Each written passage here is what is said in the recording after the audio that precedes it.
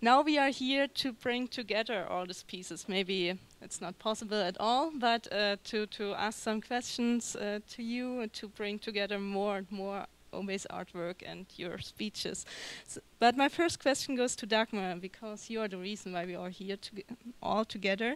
You have chosen a very special and unusual way to bring artwork to the public. So have you never thought about a normal exhibition, or were you never been interested in the interpretation of a so-called art expert? Why did you choose the way you chose? So, to be honest, I really never thought about having a regular art exhibition in a museum or in a gallery. The first reason that I cannot do it in a gallery is that I don't want to sell anything, and galleries usually sell art. I just want to share it, I want to show it. And the other thing is, I think, and I'm convinced that this is right, that I would reduce OUBEY's thinking and OUBEY's work to only one aspect of this work, the art piece. There's such a lot of other very, very important aspects which are included in his artwork. And what I would like to do is doing a kind of exploration together with others to find out what's inside.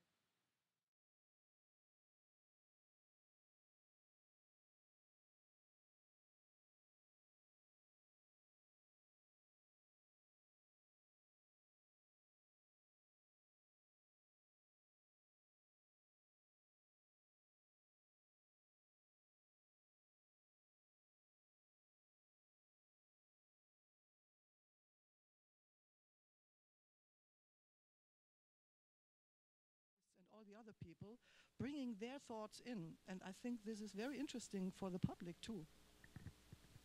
Yeah, for sure. And the next question goes to Seth and to Joe. You both have decided to make an encounter with a picture you haven't ever seen before. So just say why. Why? Well, geez, Dagmar. Dagmar came to my house, and I spoke with her for a while, and looked at some of OUBEY's artwork, and she described the encounter process. And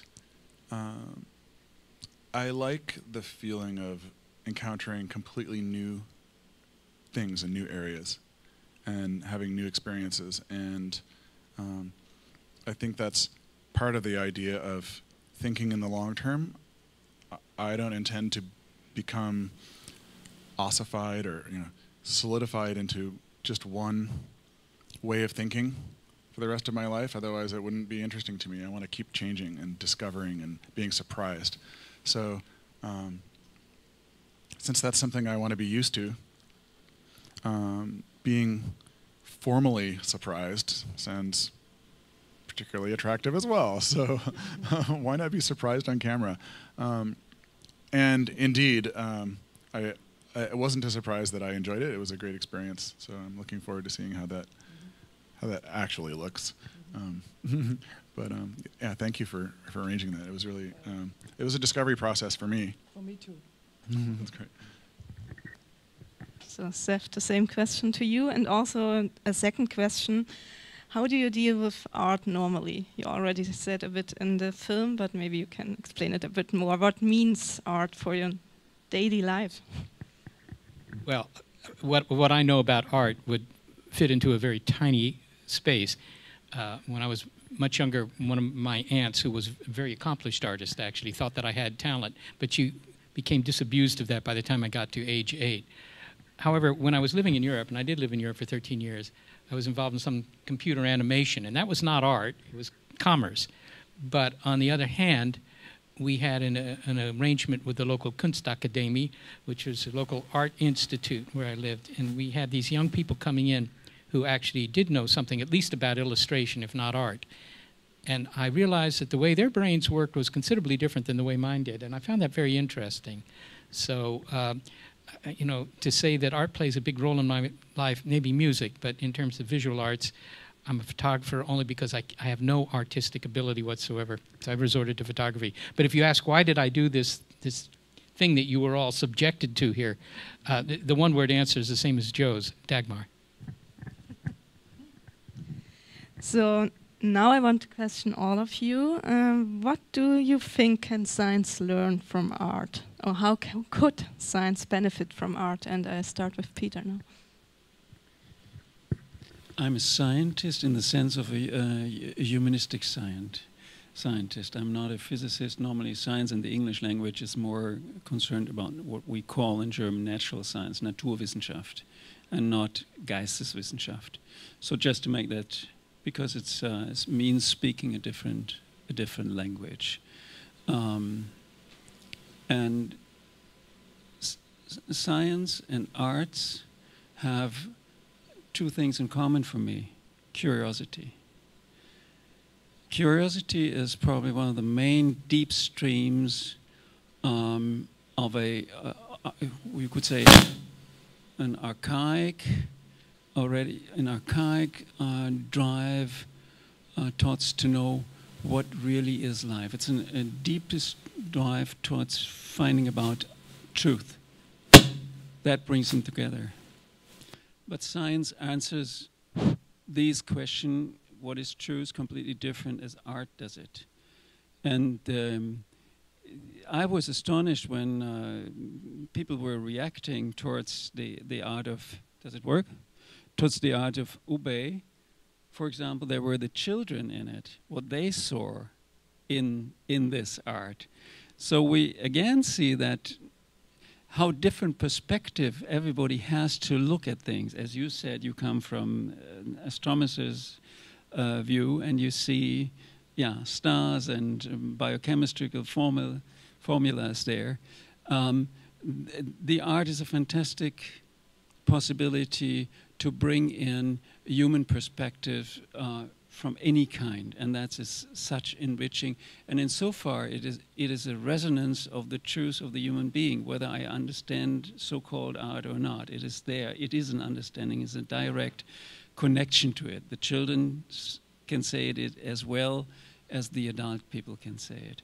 And that's what I like about it, especially also abstract art.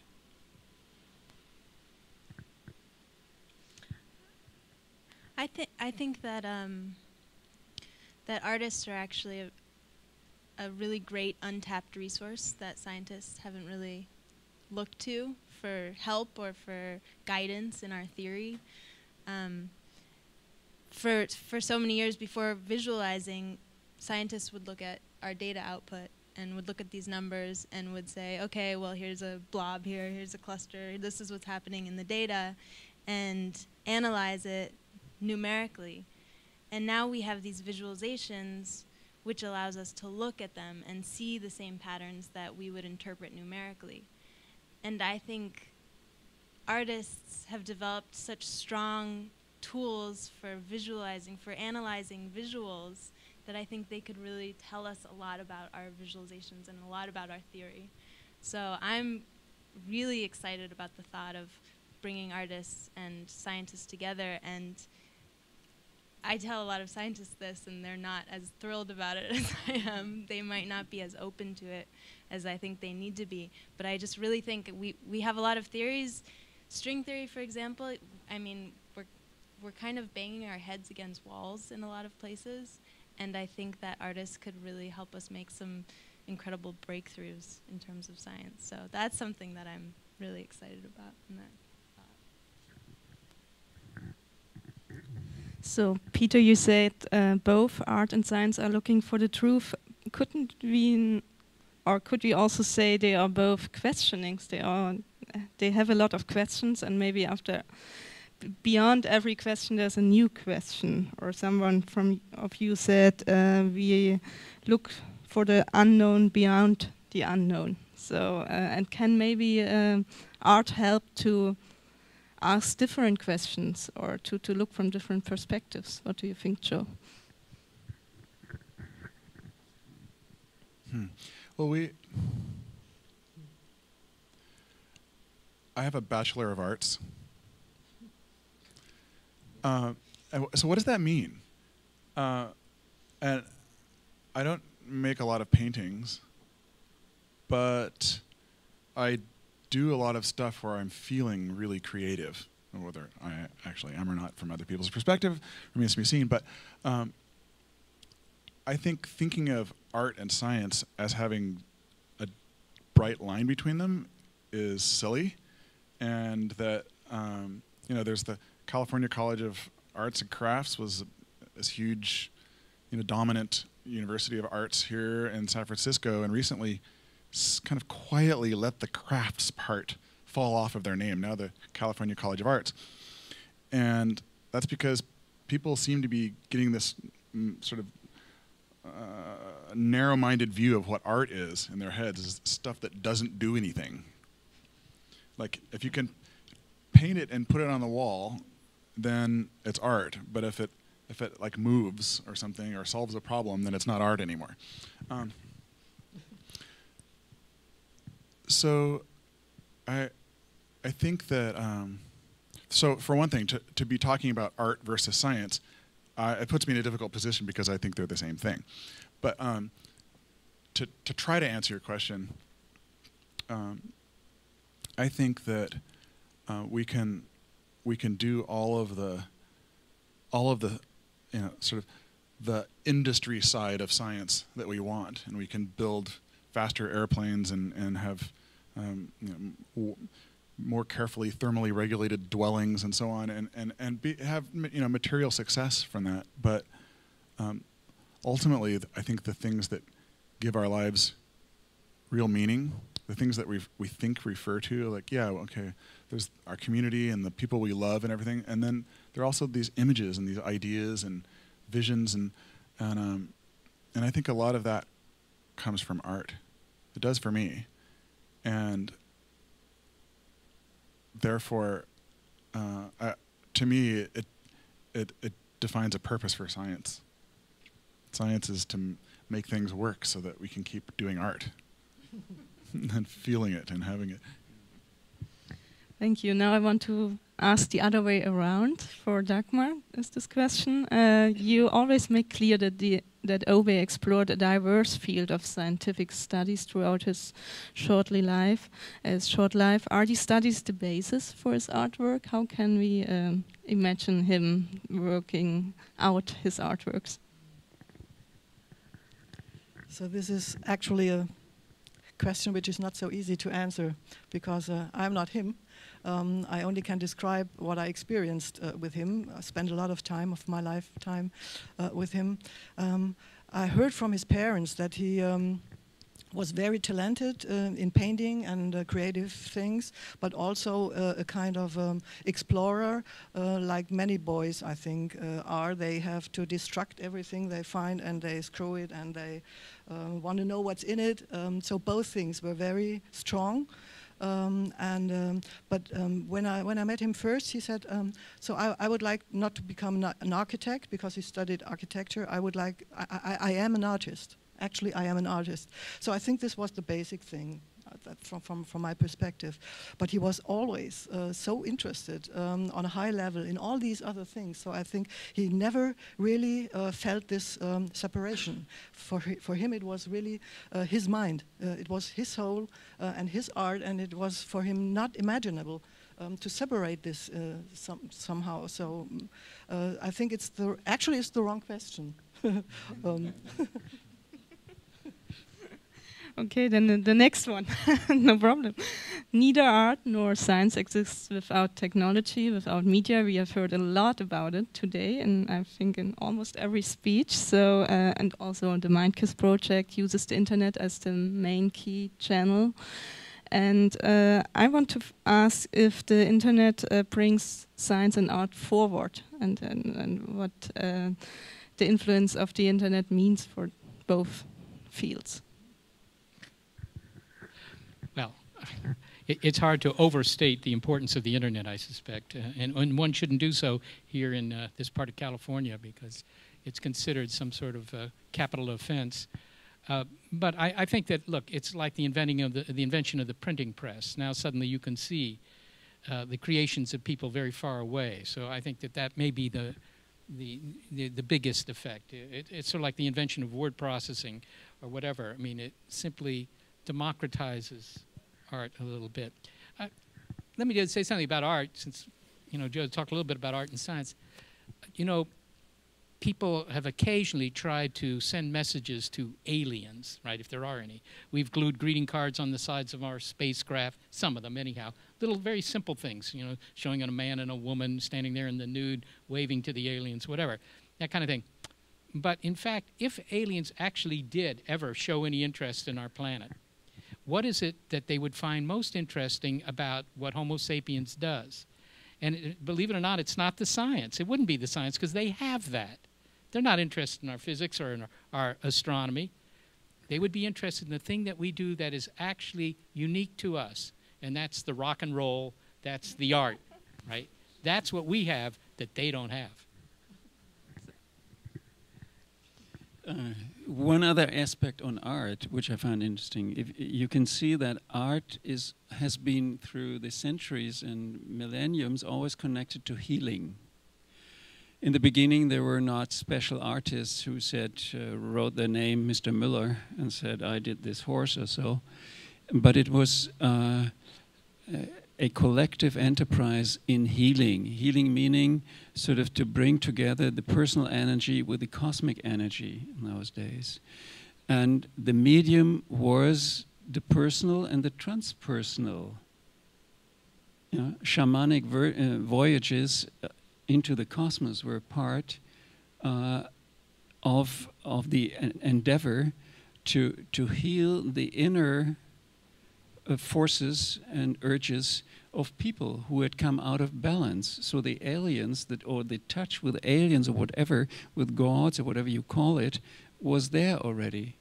And so far, I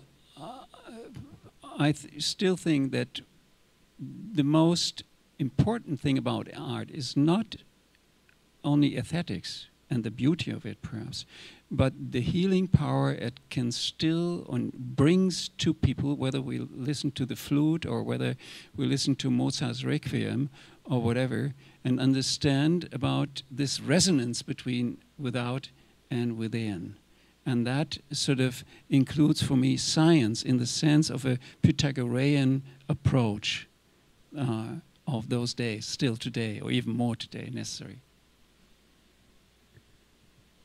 Yeah, just kind of off of that, when we show, it's almost a coincidence that these visualizations of cosmology and galaxies are so incredibly stunning to us. Why are they so beautiful? Why could we easily consider these to be art?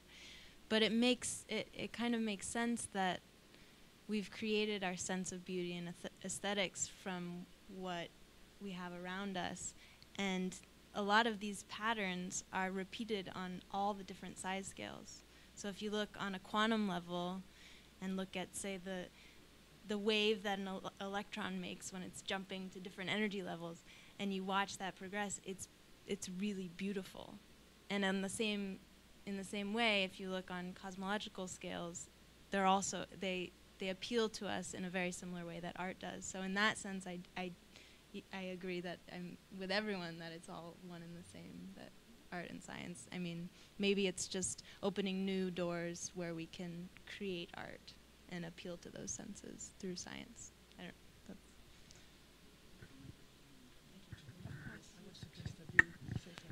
So we look back at the history of art. I don't know if I'm necessarily going to go where you are suggesting. If we look back at the history of art, hundreds of years ago, we have poetry written by courtesans who are people who don't have to work. They're living with the royalty, and they have an idle life, and they actually have the time to think and come up with this beautiful poetry, and I'm glad we have it. That was a time of material scarcity, and so only a very few people could produce art. Okay, so then move forward, the printing press, fantastic invention. It allowed these people who are creating art to be able to reach a wider audience. So it democratized the recipient side of art. That is, more people could consume art, but you still had a sort of a one-to-many structure.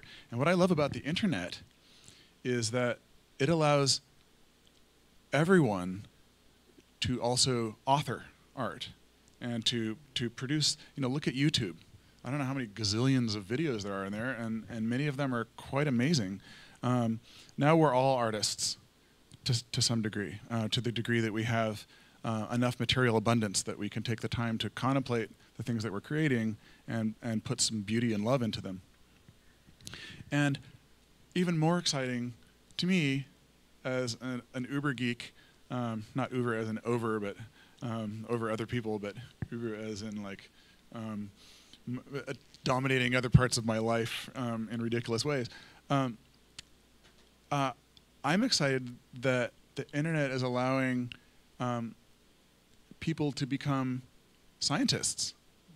There's this whole movement of the so-called quantified self going on in Silicon Valley and around the world in many, many cities now, where ordinary people are using tools, many of which are available to them because of the internet, to measure things about themselves and to perform experiments on themselves as a kind of citizen science, and be able to share the data and have these collective conclusions emerging from all this work. And I think it's part of our destiny to ultimately all have the power to understand and explore and share.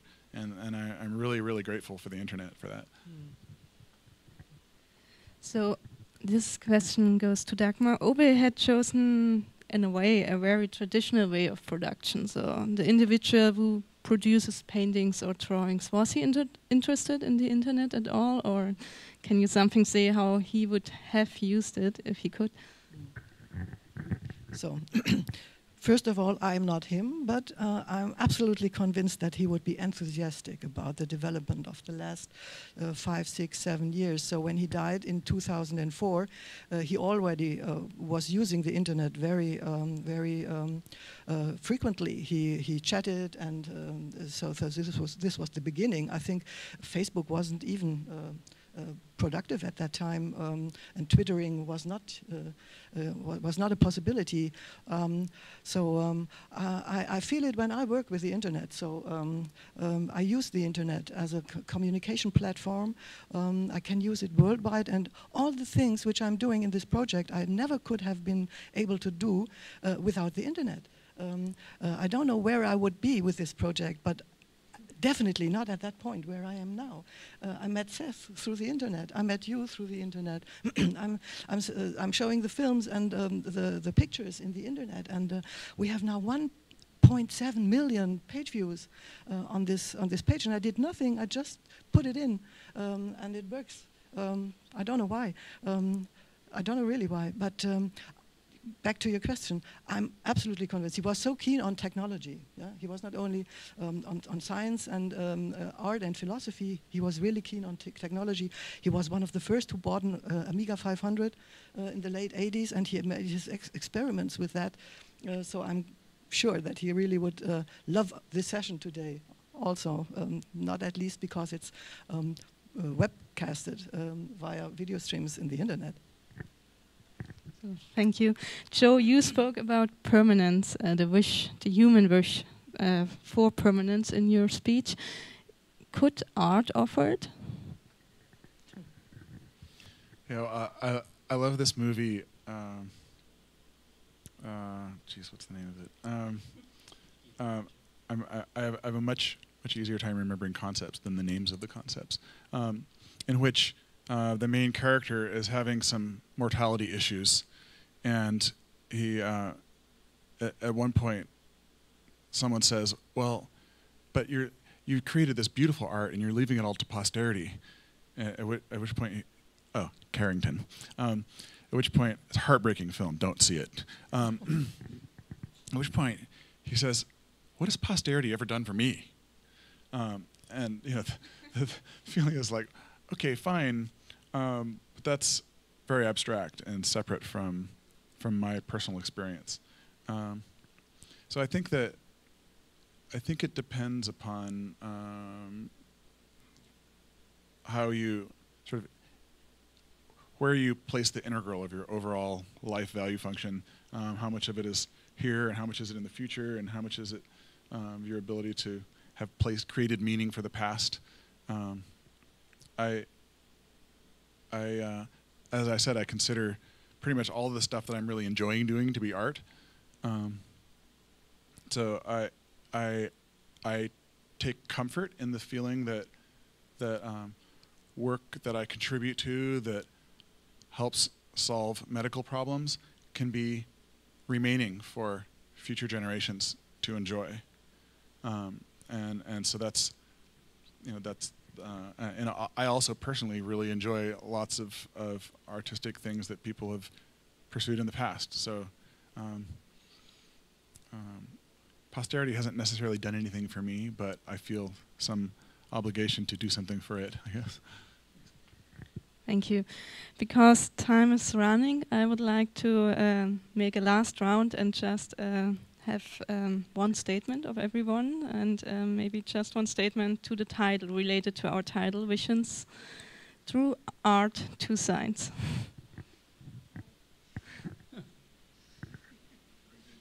What does it mean for you?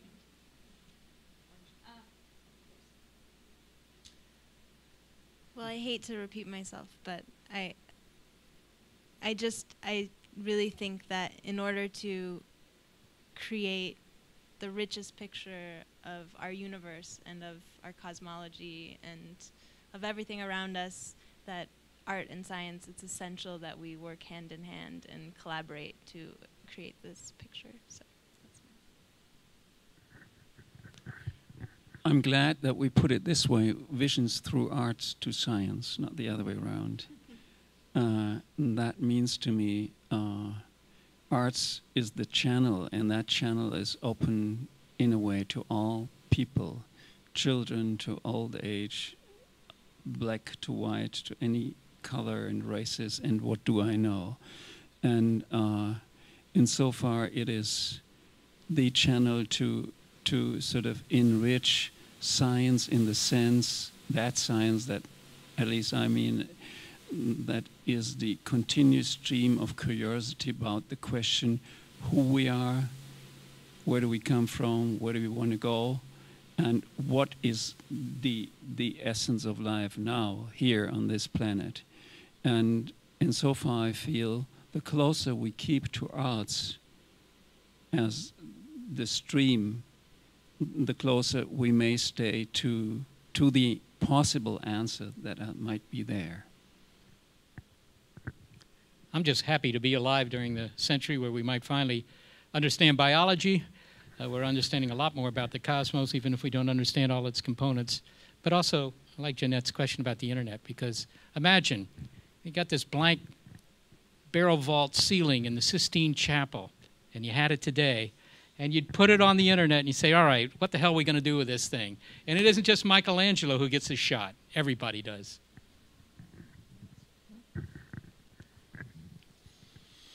Okay, well, science is a powerful tool, and it can be used for all kinds of different things. You can destroy an entire city in 100 milliseconds. You can heal sick people. And if I were to very abusively, massively simplify art and science, I could say that art is about feeling.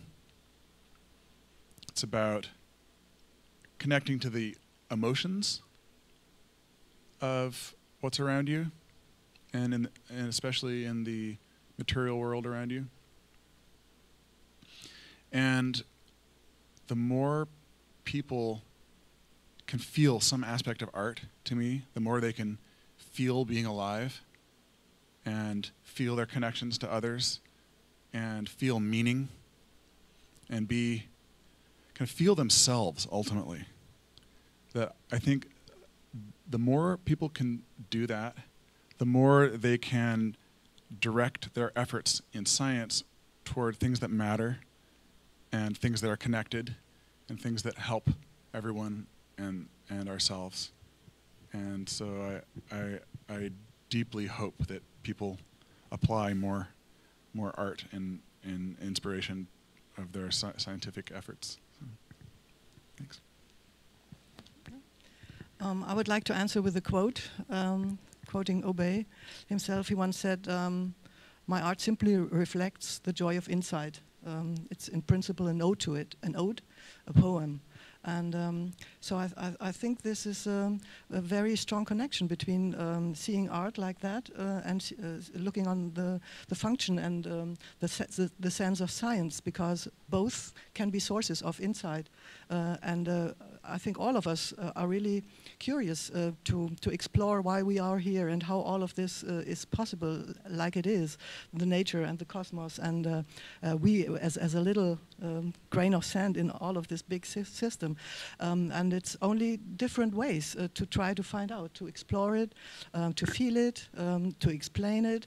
And like OUBEY also said, the next answer is always producing the next question, and finding a way to come back again and again, not on the same level, but on growing levels when looking at good art. I think this is a rich source of motivation to work on the exploration of all of these other questions. So I think we need it, like we need water and air and Sauerstoff.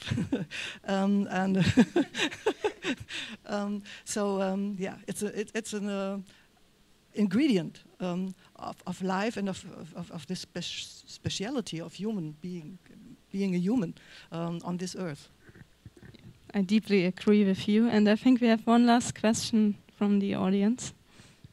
What are the chances of finding life in dark matter? Who wants to answer this? 0.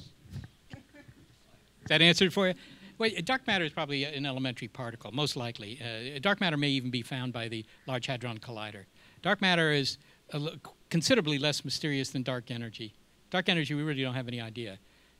But dark matter could just be something prosaic, a heavy, dark particle that all we need is a big enough machine and we'll find it. But in a sense, we do find life in dark matter because dark matter allows galaxies to form and allows planets and life, so in a much more basic way. And by the way, it's also possible that in the very, very, very deep future, when all the stars have burned out, you have 100 billion more years before the last star winks out. But there's still energy to be had by dark matter occasionally colliding with ordinary matter. Doesn't happen very often. You run the whole planet on 500 watts and you can live that way.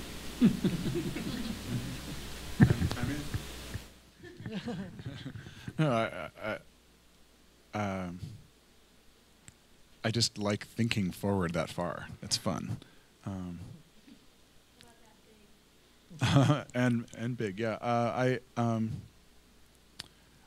One of the main reasons I like being alive is sort of like the character in the XKCD comic. I just want to see what happens. I'm sort of a backwards historian, I guess. Being around for the so-called heat death of the universe would be pretty fun. And there are a lot of there's a lot of thinking on how computation actually does not require energy. And if you believe that consciousness is essentially a product of computation that happens to happen in a biological system, then it's possible that consciousness can continue even as the energy approaches zero, and therefore theoretically infinitely. Yeah, to answer it from a right, from a psychological way, dark matter. What is that? That's what all the psychologists since Freud were working on to understand what is the shadow. What is the shadow? And I remind of the fact that Freud said that consciousness is just the tip of an iceberg, ice mountain, or what do you say? And the rest is sort of in the dark, as a dark psychic matter, one who has been sort of jumping into the deep waters to find out how deep it is was C.G. Jung, the other giant in psychology. And he found out that these psychic archetypes are so sort of close with matter so far. he was discussing those things in those days with the nuclear physicists of his day. And he was also aware that this kind of dark matter or dark psychic matter, you will never ever sort of completely enlighten, because it's also sort of that dark abyss out of which sort of the light, speaking in a symbolical as well as in a direct sense, always sort of comes up anew and anew, and it needs insofar that dark matter all the time. So a psychological answer. You want to say something else? Okay, so I think that's it. I want to thank everyone. Thank you very much to be here with us and that you came to the Goethe Institute, and I hope we could also enlighten a bit the dark matter around us, and thank you for being here.